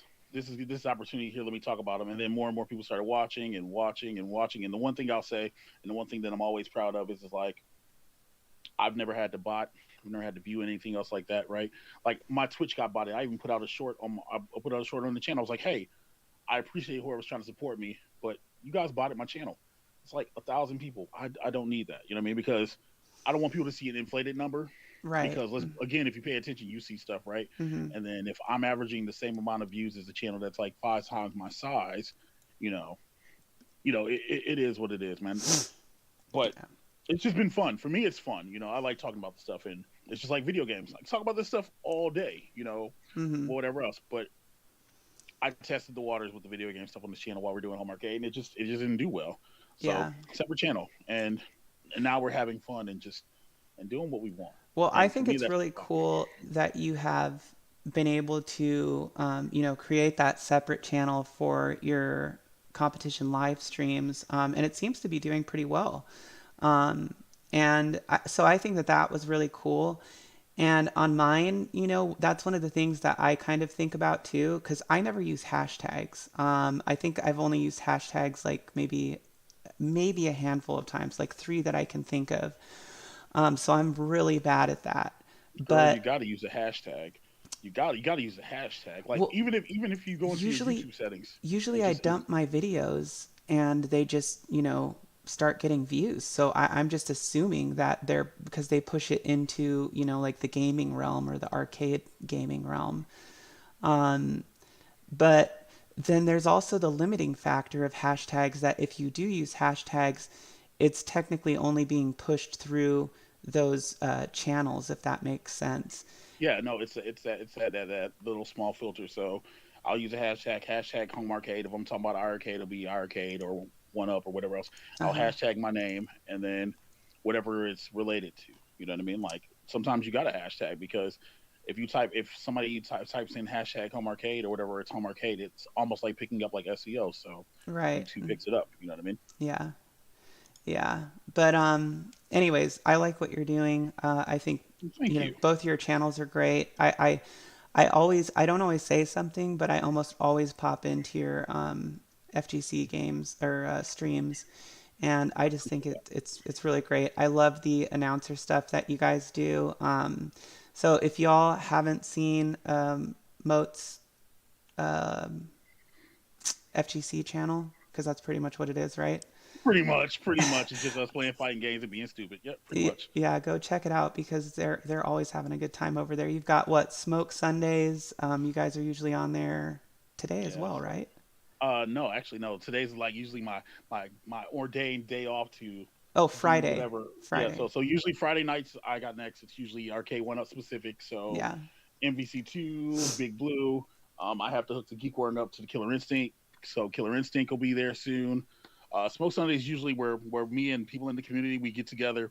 We all play on Fightcade or a console, whatever people want to do, whether it be Among Us VR or whatever else. We're just in there doing dumb stuff. Yeah. Monday nights is back alley stuff where it's like a competition championship series where people fight for that belt back there, the green one that was custom made. Um, and yeah, like it's just having fun. I mean, and once in a while I'll make an actual video for that channel. Once in a while, Mm-hmm. if it's warranted, if I need to. But listen, y'all gotta understand something, right? I'm so far behind on videos. I have a new Samsung QLED with the little and I got it for the stupid Xbox app so I can review the Xbox app, and I still haven't done it yet. I still haven't done it yet. Yeah. That's how far I am behind. It's that time of year though. Like Yeah, like you're getting slayed, especially if you've got any kind of family stuff. This time of year is it's difficult to put time aside to create content. It really is. yeah. I mean, listen, if you guys are getting a live stream or whatever, you'll be thankful because people are taking their time out. Like I see people asking for a holiday stream or a Christmas stream whenever this goes up, right? You know what I mean? And it's like, yo, we have lives too. We want to sit and watch The Grinch or Charlie Brown or whatever. We want to do that stuff too. If Right. y'all get to do it, let us do that. Remember, we're human just like y'all are, just like y'all are. But Yeah. it's still been a blast, man. I'm having all the fun. But since you've watched, the question I have for you is, when are you gonna come in there and fight? Look, Travis fought last night. Didn't expect Travis to fight last night. Oh, When are you showing up? to come in dirty your hands. Matter of fact, I'd love to see you and Travis do a first to five in one of the versus games on the MVC cab. No, I I'd love to see that. no, I'd love to. I think it would be really fun. I, but yeah, if you, hold on, sorry. Oh, okay. If you, if you, let me see. No, not if you, because I know you're going to be doing it all the time. But well, let me know next time you guys are doing like a versus game on the MVC2 cab, and Oh, we I can set up a date. will definitely set aside some time to do that. We can definitely set up a date. It can be going into next year. I am completely fine with that. Listen. I just want somebody to beat up on Travis. Okay, you know what I'm saying? Because listen, and you know, I don't know if you really play games with Travis, but Travis is really good in the game. He's really good. But if he thinks he's bad at the game, he won't play you. And I kind of just need somebody to go and assassinate Travis, just real fast, just real I hope I fast. can. I hope I can actually pull it off though successfully. By the way, I was talking to somebody about this, and this is random, but I was thinking about it because we're talking about versus games. But tell me that MVC2 is not the DDR of fighting games, Oh, it definitely is. right? Absolutely, it absolutely is. It's But that's what makes it magical because DDR was magical. exactly. Listen, like DDR is like one of the only games where you can see a really big dude step on the pad and y'all think he ain't gonna do nothing. Then all of a sudden y'all see him mixing up like 400 steps in a row and Yeah, y'all are yeah. just sitting there like what? His feet just Yeah, look like a blender. yeah, MVC is the exact same way. You know, it's crazy when you watch people who play MVC one, they can't play MVC two just because of how different it is. You know, you're going from six Yeah. button to four button, and you know, it's a juxtaposition when you're playing that game. But yeah, no, it's definitely DDR because it's one of the only fighting games in the world. You can name Street Fighter, you can name Mortal Kombat, and you can name Marvel's Capcom 2, where it's synonymous with like a lot of people. It doesn't matter if you're casual or if you're hardcore. People know about Marvel's But Capcom like the 2. mechanics of it too. I mean, like the sequential way that you play like the game to like Hmm. pull off combos is Oh, yeah, very like There's definitely a rhythm. right. Yeah, Like definitely has like a rhythm to it. it's the cadence of the buttons. You hear it, The you know what I mean, cadence, and that like is the best and that's what word. it's the cadence, you know, Yes. and I say that all the time. And you're listening to somebody play, like I listen to Welcome to Die play, and I'm like yeah, no, you're rushing that. But then when you hear it, it just sounds like you're making music on the buttons, you know, and that's the best way I can really put it. You're making you're making music, you know. Every note every hit is a note. And when you hit that note, so when you watch these spectacular players in the FGC that are here on these arcade one up platforms, you know, your Just Riches, your Morphosis, your you know what I'm saying? Like even to your Footy Labs, who my juggernaut still owes a foot to your chest, but love you, brother. You know what I'm saying? But like, yo, like to all that, like literally, it's beautiful to watch. So sometimes, like last night's perfect example, I'm watching Ken 240 take on Doobie as a main event last night, and I know I should be calling this match, but I'm watching it like everybody else is a fan because sometimes it's you're watching poetry in motion, and watching a good fighting game is literally poetry, and there's nothing better. Literally, there's nothing better, and it's great to see something that is so controversial like these three-quarter scale home arcades provide so much joy because when we're on that, dude, we're not caring about aspect ratios. We're not caring about pixel counts or 5:4 or 4:3. Nobody cares about that, dude. We're talking about we're just in the moment and having fun, and Yeah, that's what it should be about. exactly. I totally agree with you. You know, it is difficult because we get sucked into it like through the YouTube aspect of it, and it's like if you put that down, you know, it's just completely gone. So I totally agree. Like I mean, and that's why I started. I know that's why you started, and pretty much everybody else because they just either wanted to share this stuff with other people or you know help out and share their experiences. I mean, how many times have you been looking for a review video or a video that tells you some technical detail about one of these cabinets or something else that you want to do a mod and you just Mm-hmm. can't find it, so you have to do it on your own, but then you're like, I should make a video about this because I know that there's Yeah, other people out there that are looking for this, and that's another aspect of it that I just love as well. But yes, totally, it's all there's about that. having fun and you know bringing like the community together as much as possible, and you're doing that with your FGC channel, Moat Plays, and I love it. I love it. So yeah, but where are we at right now? Wow, we've gone, Mike. I'm sorry, is that right? Holy crap! I just looked at him like, wait, is that right? Really? Wow. Well, it's been very good. I've really enjoyed it. I didn't even notice. I legit didn't even notice. I know, me either. But let's just say this. Um, or let's not say anything because I just had a Well, you huge said let's brain just say fart. this, and I'm waiting for the hook. I'm like, all right, No, okay, my let me brain's get like, bzz. Um, that. but no, I really want to thank you for coming on and joining me and doing this style of a show. And if you have any plugs, please feel free to share them shamelessly because I should be putting this up like by this evening, I think. Okay, cool. So let me plug some stuff. All right. So first thing first, if you're watching this right now and you haven't hit the like button, make sure that you do so because Jade has put a lot of time, effort into making this happen. So you guys should reward her with a like. If you're not subscribed to the channel, make sure that you do. If you're watching this from my community page and you made it to the end of the video, let her know in the comments, or let her know in the comments that you were sent here. Also, speaking of comments, hey, hello everybody. My name is Michael Ball Trades. I'm a content creator. Uh, chicken wing enthusiast, and everything else. If you like home arcade talk, you'll check out the Michael Ball Trades channel. If you like gaming and other kind of goofy live streams where we don't do anything but talk trash and whatever, watch the Mo Plays channel. You know, you can at Michael Ball Trades or at Mo Plays. They're both there. Um, I'd like to thank She Lion for this opportunity to be on her show. And while these lights are destroying my eyeballs right now, I don't care because I want to look into you right now. I want you to reach out, touch my hand, that's all I got, man. Oh, Arcade One Up Killer Instinct 2 tournament January 8th on the channel. The belt will be here because they just finalized it, so it'll be here next week. Yes, you have an opportunity to win a belt for that as well. Yeah, we like belts. I like belts. I don't know if you like to know this, but I like wrestling, so belts. And we might do a cash prize or something. We'll see how that goes for first. And then second place will get something donated from the community and stuff. So yeah, man, just come over there, have some fun. It was a blast. I thank you for having me on here in this super long-winded or like legit. If you're watching this and didn't realize it was this long, believe we didn't think it was gonna be this long either. So yeah, just thank you, and y'all enjoy your holidays, enjoy your evenings, have fun, love each other, hug somebody, tell them that they're great, Hug and if they yourself. suck, tell them, and if they suck, tell them they suck. Yo, literally, like, just take your hand and oh, that hits different. Is well, it's been an absolute pleasure having you on here, and I did want to do like so we didn't get to do this, so you're gonna have to come back at some point, but I did want to do like reactions to shorts and reels. Like I had some stuff saved up, but I wanted to be able to like sit here with you and get you to laugh way more because I absolutely and everybody should know this that Mo has the best laugh. It fills you up with joy when you hear it. So I wanted to get you to laugh a lot.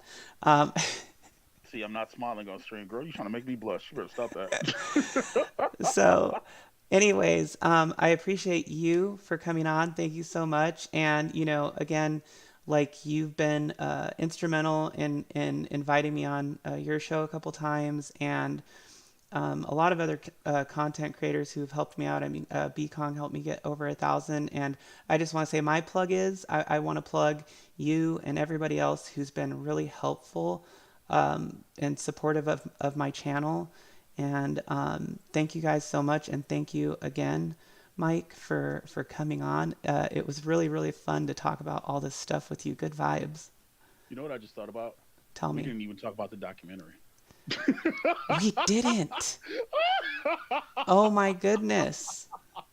So many things. Oh wow. Well then, yeah, part two eventually. We will be back. We will be back. But anyways, so signing off until next time. I'll see you guys then.